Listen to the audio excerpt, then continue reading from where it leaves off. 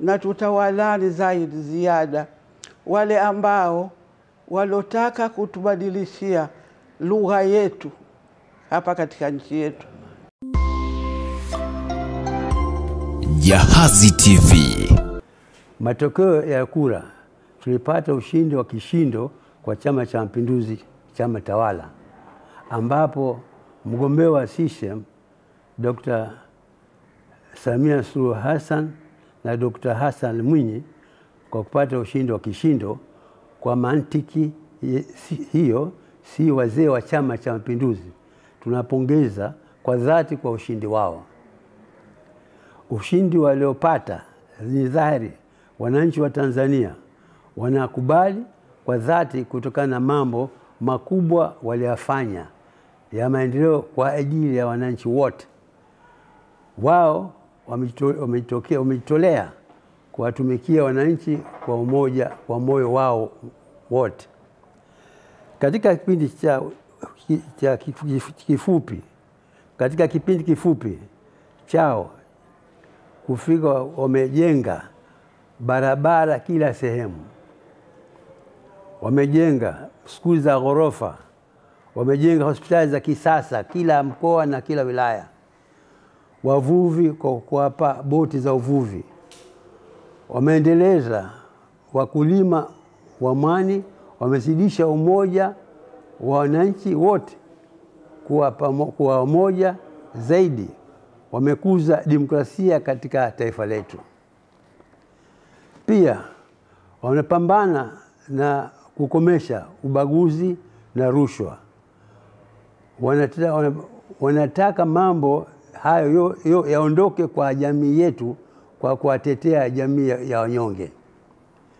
Wakulima wameweka mstari wa mbele kwa kuwapa mikakati ya kilima kwa kupata mazao yenye tija. Katika kilimo chao wanazidisha ukulima, umwagiliaji maji kwa mabonde yote.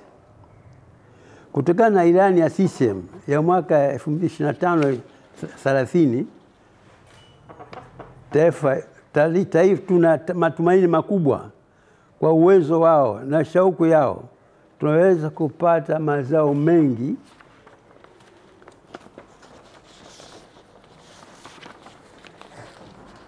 ya kuweza kujitegemea kwa chakula hapa nchini. Ukombozi wa taifa huru ni kujitegemea kwa chakula.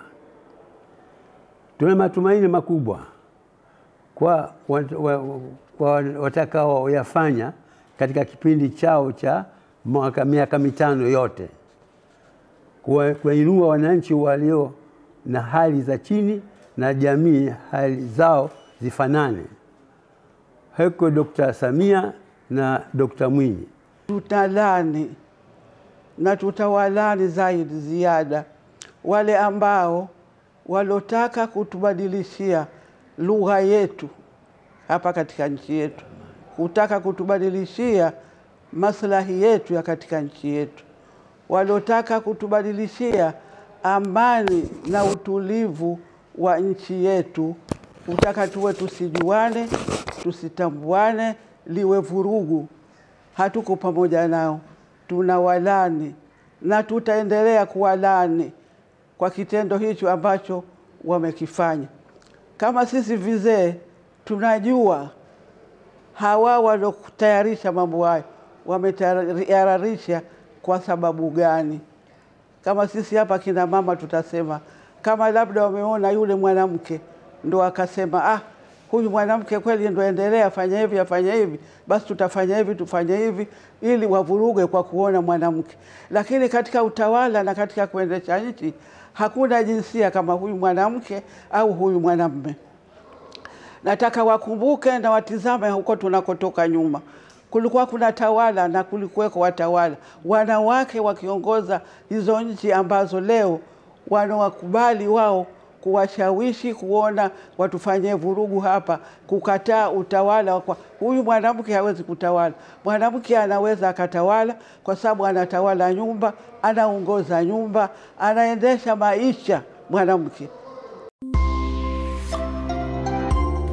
Jahazi TV.